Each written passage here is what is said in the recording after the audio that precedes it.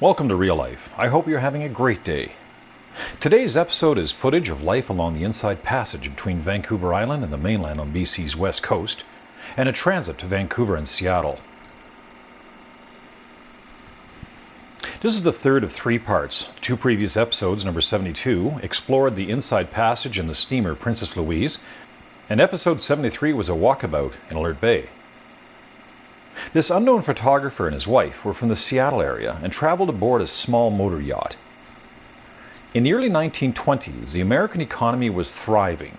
West Coast boat building yards began marketing stock-designed motorboats for the average man.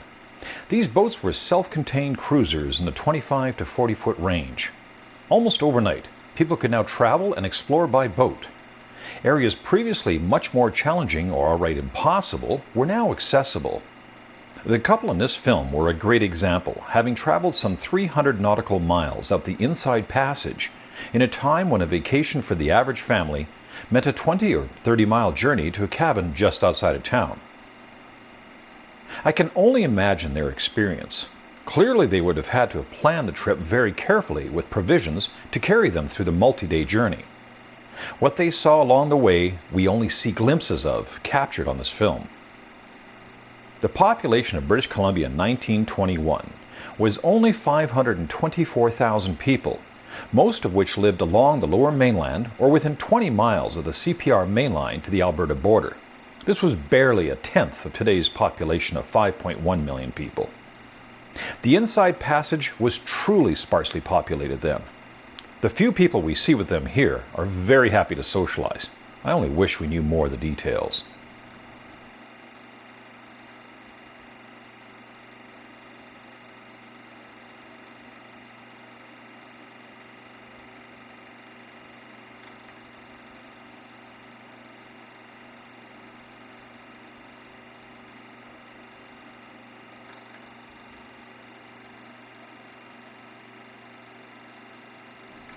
For anyone intimately familiar with the Inside Passage, there may be enough clues to determine some of the locations.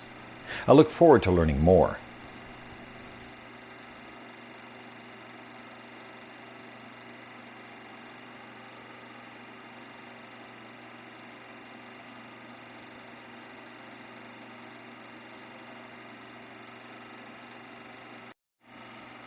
Vancouver was an important city a century ago, but much smaller than today.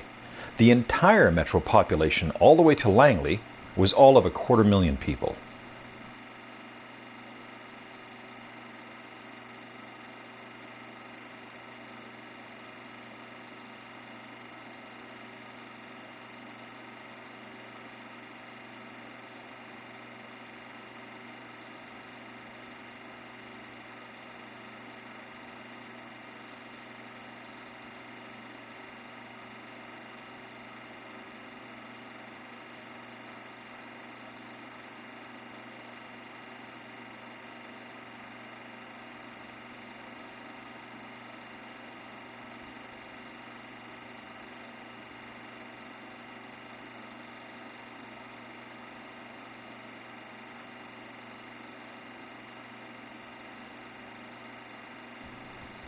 As I'm not familiar with Seattle or its lock-connected lakes, I'll let you enjoy the footage.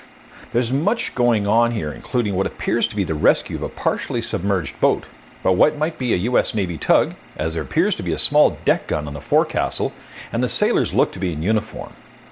At about the 6-minute 54-second mark, the newly launched and well-known yacht Sueja III is tied up dockside.